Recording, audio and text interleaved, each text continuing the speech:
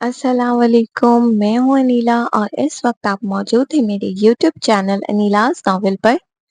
کیسے ہیں آپ سب؟ امید کرتی ہوں خیریت سے ہوں گے اور اپنا بہت زیادہ خیال رکھ رہے ہوں گے۔ تو جناب آج میں حاضر ہوں ارتکاب جرم کی قسط نمبر 67 کے ساتھ۔ تو جلدی جلدی میرے چینل کو سبسکرائب کر لیں، بیل آئیکن کے بٹن کو لازمی پریس کریں تاکہ میری ہر آنے والی ویڈیو آپ کو بر وقت مل سکے۔ ناول آپ لوگوں کو کیسی لگتی ہے اپنی رائے کا اظہار کامنٹ سیکشن میں ضرور دیا کریں، مجھے بتایا کریں، اس سے مجھے موٹیویشن ملتی ہے۔ اور پلیز میرے چینل اور ویڈیو کے لنکس کو اپنے دوستوں اور پیاروں میں شیئر کریں تاکہ میرے چینل کا ویوز اور ویڈیو کا ویوز جو ہے وہ بڑھ سکے، ٹھیک ہے؟ تو مجھے آپ لوگوں کی سپورٹ کی بہت زیادہ ضرورت ہے۔ تو چلتے ہیں اپنے ناول کی طرف۔ یہ وقت بے وقت چکر آنے کی وجہ یہی ہے کہ ان کا کلاٹ بڑھ رہا ہے۔ میں کچھ دوائی لکھ دیتا ہوں، انہیں باقاعدگی سے کھلائیے کیونکہ ان کی حالت دیکھ کر لگ رہا ہے کہ مسٹر اشر اپنی دوائیاں وقت پر نہیں لے رہے، ڈاکٹر سنجیدہ لہجے میں کہہ رہا تھا، جبکہ کمرے میں ایک عجیب سی خاموشی چھائی ہوئی تھی۔ اندلپ کی نظریں بے اختیار بے ہوش پڑے اشر پر جا ٹھہری۔ اس کا چہرہ غیر معمولی حد تک سرد دکھائی دے رہا تھا۔ دادا جی جو اب تک پوری بات سمجھ نہیں پائے تھے، گھبرا کر آگے بڑھے۔ ڈاکٹر صاحب، آخر کیا ہوا ہے میرے بچے کو؟ آپ لوگ صاف صاف کیوں نہیں بتا رہے؟ ان کی آواز میں لرزش تھی۔ ڈاکٹر نے ایک گہری سانس لی، پھر دھیرے دھیرے انہیں اشر کی بیماری اور دماغ میں بننے والے کلاٹ کے بارے میں سب کچھ بتا دیا۔ ہر لفظ جیسے دادا جی کے وجود پر ہتھوڑے کی طرح لگ رہا تھا۔ کیا؟ ان کے لب لرز گئے، چہرے کا رنگ یکدم فاق ہو گیا اور یوں محسوس ہوا جیسے ان کے پیروں تلے زمین ہی نکل گئی ہو۔ میرے بچے کو اتنی بڑی بیماری ہے اور مجھے کسی نے بتایا تک نہیں۔ ان کی آنکھوں میں نمی اتر آئی تھی۔ یکایک کمرے میں ایک بھاری سکوت چھا گیا۔ چند لمحوں بعد ان کی نظر اندلپ پر پڑی جو خاموشی سے سر جھکائے کھڑی تھی، البتہ آنکھوں سے آنسو جاری تھے۔ دادا جی نے نم آنکھوں کے ساتھ اس کی طرف دیکھا اور ٹوٹے ہوئے لہجے میں بولے، تمہیں سب کچھ معلوم تھا نا؟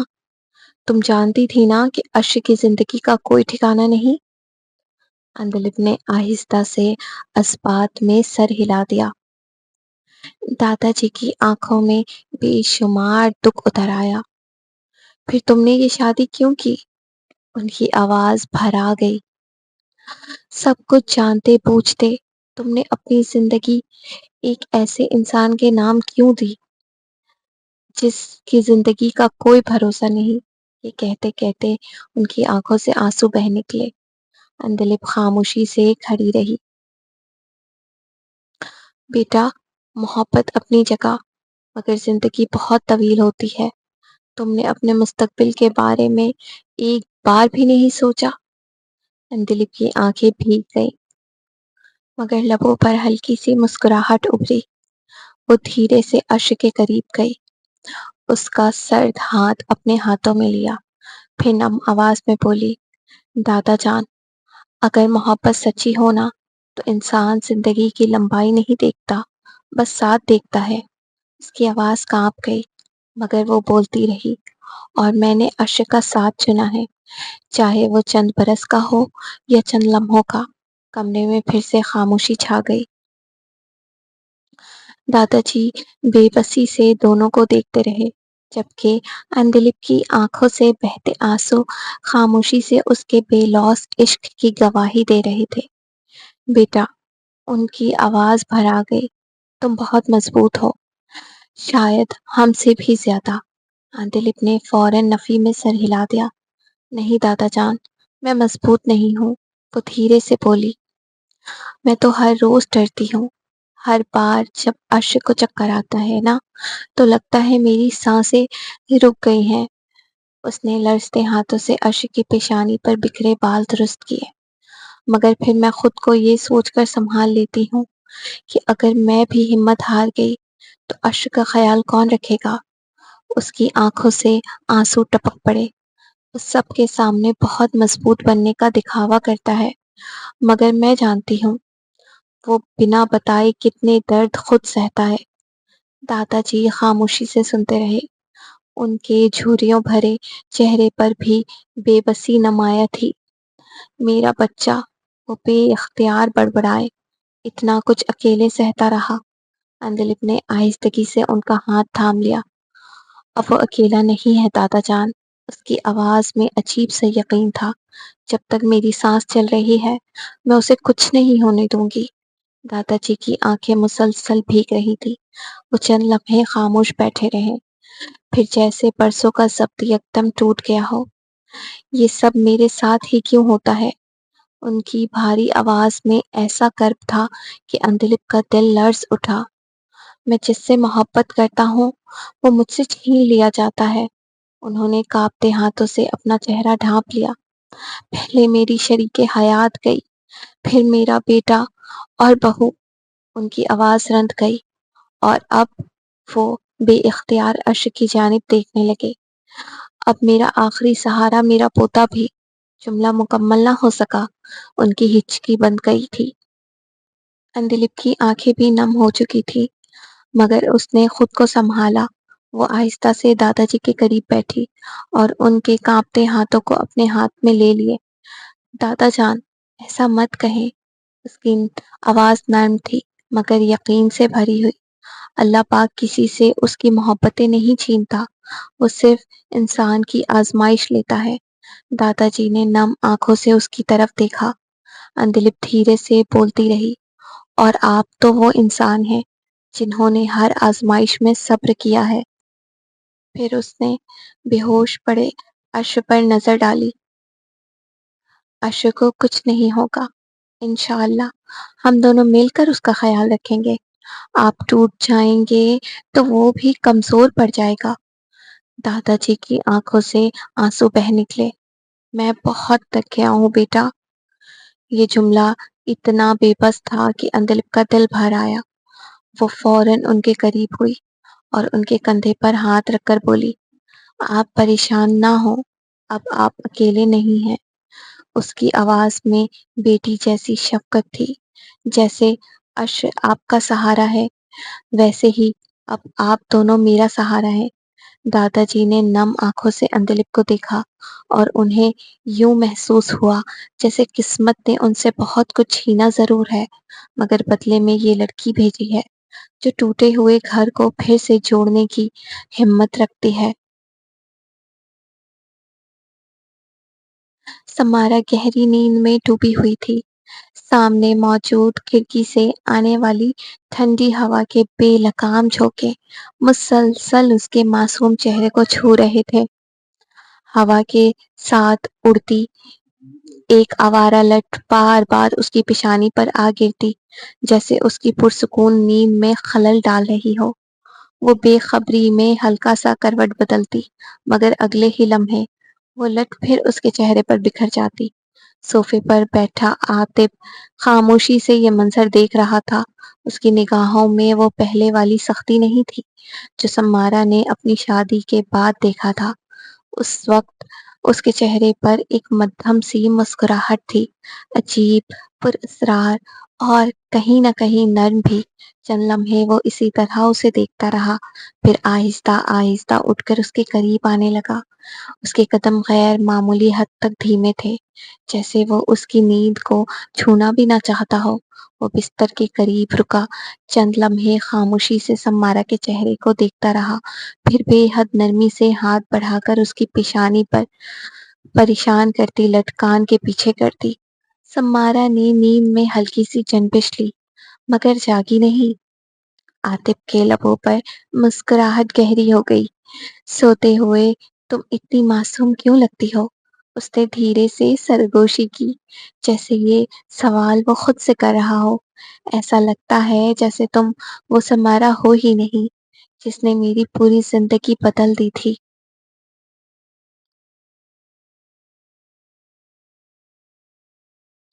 ولیمے کے بعد سمارا واپس اپنے والد انوار شیخ کے گھر لوٹ گئی تھی۔ عاطف نے بھی اسے روکا نہیں، نہ کوئی سوال کیا، نہ کوئی اعتراض، مگر ریحانہ بیگم کا دل نہ جانے کیوں شدید بے چینی کا شکار تھا۔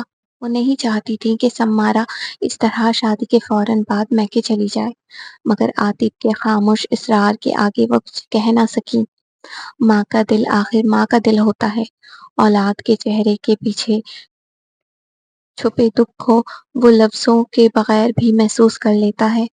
ریحانہ بیگم ڈرائنگ روم میں اداس بیٹھی نہ جانے کن سوچوں میں گم تھی کہ اچانک دروازے پر دستک ہوئی۔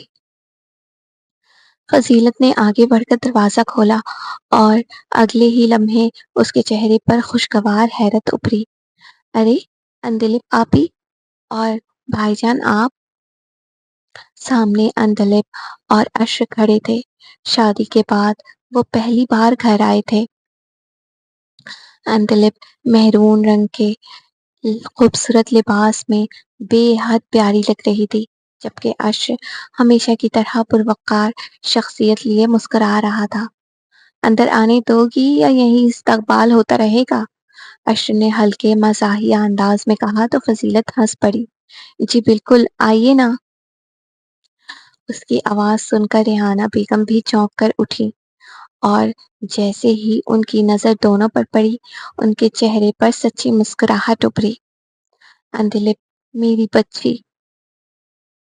وہ بے اختیار آگے بڑھی اور شفقت سے اشر کے سر پر ہاتھ پھیرا، پھر اندلپ کو محبت سے گلے لگا لیا۔ خوش رہو، آباد رہو۔ انہوں نے دعائیں دی، ان کی آنکھوں میں اپنائیت جھلک رہی تھی۔ گھر کا اداس ماحول یکدم بدلنے لگا تھا۔ چند لمحے پہلے جو خاموشی سے اور ویرانی ہر طرف پھیلی ہوئی تھی، اب وہاں ہلکی ہلکی رونق اترنے لگی تھی۔ اندلپ نے مسکراتے ہوئے کہا، امی، ہم نے سوچا کیوں نہ آپ لوگوں کو سرپرائز دیں۔ بہت اچھا کیا بیٹا، ریحانہ بیگم نے فوراً کہا، تم لوگوں کے آنے سے تو گھر میں جان آ گئی ہے۔ اشر نے ایک نظر پورے گھر پر ڈالی، پھر دھیرے سے پوچھا، ویسے سب کہاں ہیں اور عاطف نظر نہیں آ رہا؟ یہ سوال سنتے ہی چند لمحوں کے لیے ریحانہ بیگم کے چہرے کی مسکراہٹ ہلکی پڑ گئی، مگر اگلے ہی لمحے انہوں نے خود کو سنبھال لیا۔ سب ہیں، تم لوگ بیٹھو، میں ابھی چائے بنواتی ہوں۔ مگر ان کے دل میں چھپی بے چینی اب بھی کہیں نہ کہیں باقی تھی۔ کشمالہ نہیں آئی؟ اندلپ نے ادھر ادھر نظر دوڑاتے ہوئے فضیلت سے سوال کیا۔ فضیلت نے شرارتی انداز میں بھویں اچکائیں۔ کیوں؟ آپ نے انہیں پہلے ہی اپنے آنے کی خبر دے دی تھی کیا؟ اندلپ ہنس دی، اور نہیں تو کیا؟ جب تک ہم چاروں بہنیں اکٹھی نہ ہو جائیں سکون کیسے ملے گا؟ مگر یہ جملہ کہتے ہی جیسے وقت اچانک تھم گیا۔ اندلپ کی مسکراہٹ دھیرے دھیرے مدھم پڑ گئی۔ فضیلت خاموش ہو گئی اور کمرے میں موجود ہر چہرے پر ایک انجانی اداسی اتر آئی۔ چاروں بہنیں! یہ لفظ سنتے ہی سب کے ذہن میں ایک ہی چہرہ ابھرا تھا، رخشی۔ وہ رخشی جو اس گھر کی سب سے زیادہ چہکتی ہوئی آواز تھی، جو ہر وقت بولتی، ہنساتی اور گھر کو شور اور ہنگاموں سے بھرے رکھتی تھی، اور آج اسی کے ذکر نے گھر کو خاموش کر دیا تھا۔ ریحانہ بیگم نے فوراً نظریں جھکا لی۔ ان کے سینے میں ایک ٹیس سی اٹھی تھی۔ رخشی کی یاد اچانک اتنی شدت سے آئی کہ آنکھیں بھر آئیں۔ انہوں نے جلدی سے رخ موڑا۔ میں چائے دے کر آتی ہوں، یہ کہتے ہوئے وہ تیزی سے کچن کی جانب بڑھ گئیں، مگر حقیقت یہ تھی کہ وہ چائے بنانے نہیں، اپنے آنسو چھپانے گئی تھی۔ اندلپ آہستہ قدموں سے ریحانہ بیگم کے پیچھے گئی، کچن میں چلی آئی۔ ریحانہ بیگم چولہے کے سامنے کھڑی تھی، مگر ان کے ہاتھ کانپ رہے تھے۔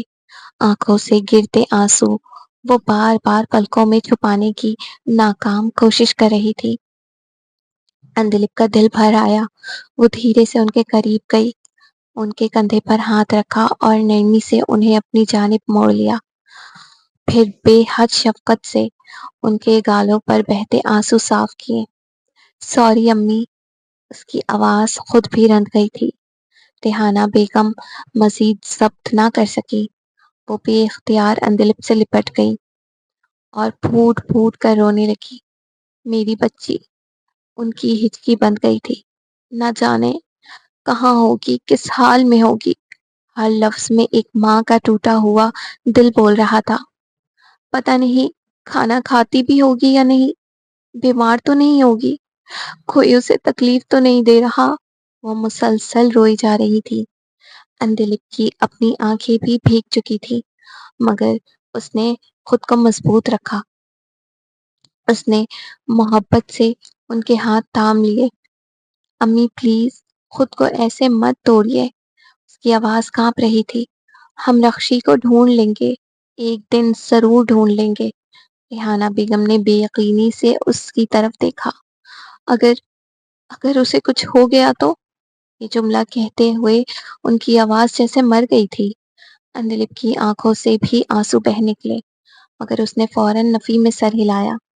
نہیں امی, اللہ ایسا نہیں کرے گا. وہ خود بھی روتے ہوئے بولی. رخشی بہت ضدی ہے نا, وہ آسانی سے ہار ماننے والوں میں سے نہیں ہے. اس نے ریحانہ بیگم کو مضبوطی سے گلے لگا لیا. آپ دیکھنا ایک دن وہ خود ہمارے سامنے ہوگی, پہلے کی طرح شور مچاتی ہوئی. یہ کہتے کہتے اندلپ کی اپنی آواز بھی ٹوٹ گئی, اور پھر دونوں ایک دوسرے سے لپٹ کر خاموشی سے روتی رہی. ایک ماں اپنی بیٹی کے لیے اور ایک بہن اپنی بچھڑی ہوئی بہن کے لیے. اسی لمحے فضیلت تیزی سے کچن کی طرف آئی. وہ دراصل یہ بتانے آئی تھی کہ کشمالہ آ گئی ہے. کشمالہ خود بھی اس کے ساتھ ہی تھی. دونوں جیسے ہی دروازے تک پہنچی, اندر سے آتی سسکیوں بھری آوازوں نے ان کے قدم روک دیے. امی, ہم رخشی کو ڈھونڈ لیں گے. اندلپ کی رندھی ہوئی آواز ان کے کانوں میں پڑی. فضیلت اور کشمالہ ایک دوسرے کو دیکھنے لگی. اگلے ہی لمحے ان کی آنکھیں بھی بھر آئیں. رخشی کا نام اس گھر میں اب ایک زخم بن چکا تھا, ایسا زخم جسے کوئی لفظ نہیں بھر سکتا تھا. کشمالہ کے لب کانپے. امی. اس کی آواز سنتے ہی ریحانہ بیگم اور اندلپ نے پلٹ کر دیکھا, اور اگلے ہی لمحے کشمالہ دوڑ کر ان سے لپٹ گئی. امی, مجھے رخشی کی بہت یاد آتی ہے. وہ بچوں کی طرح پھوٹ پھوٹ کر رونے لگی. فضیلت بھی خود کو روک نہ سکی. وہ آگے بڑھی اور تینوں کو اپنی باہوں میں بھر لیا. اب کچن میں صرف سسکیوں کی آوازیں تھیں. چاروں ایک دوسرے سے لپٹی رو رہی تھی, جیسے ہر ایک کے دل میں برسوں کا درد جمع ہو. وہ پاگل لڑکی کشمالہ روتے ہوئے بولی. گھر کو سر پر اٹھائے رکھتی تھی, اب دیکھو کتنا خاموش ہو گیا ہے سب کچھ. فضیلت نے آنسو صاف کرتے ہوئے کہا. مجھے اب بھی لگتا ہے وہ اچانک کہیں سے آئے گی اور پہلے کی طرح مجھ سے لڑنا شروع کر دے گی. یہ سنتے ہی ریحانہ بیگم کی ہچکی بند گئی. میری بچی. وہ بس یہی کہہ سکی. اندلپ نے سب کو مضبوطی سے اپنے قریب کر لیا. خود اس کے آنسو رکنے کا نام نہیں لے رہے تھے, مگر پھر بھی وہ دھیرے سے بولی. ہم سب ساتھ ہیں نا, تو رخشی بھی واپس آ جائے گی. اللہ ہماری دعا ضرور سنے گا. آج کے ایپیسوڈ کا اختتام ہوا. آپ لوگوں کو ایپیسوڈ کیسی لگی اپنی رائے کا اظہار کامنٹ سیکشن میں ضرور دیجیے گا, مجھے بتائیے گا. میں آپ لوگوں کے کامنٹ کا انتظار کروں گی, اور میری چینل اور ویڈیو کے لنکس کو اپنے دوستوں اور پیاروں میں شیئر کرنا نہ بھولیں. میرے چینل کے ویوز کو بڑھائیں, مجھے سپورٹ کریں, اور بتائیں کہ ناول آپ لوگوں کو کیسی لگ رہی ہے, کیونکہ آپ کی رائے میرے لیے بہت زیادہ اہم ہے. اور نیو ناول کے پرومو کو میں نے شیئر کر دیا ہے، تو آپ لوگ مجھے یہ بھی بتائیں کہ نیو ناول کے لیے کون کون ایکسائٹیڈ ہے۔ اپنا خیال رکھیے گا۔ اللہ حافظ۔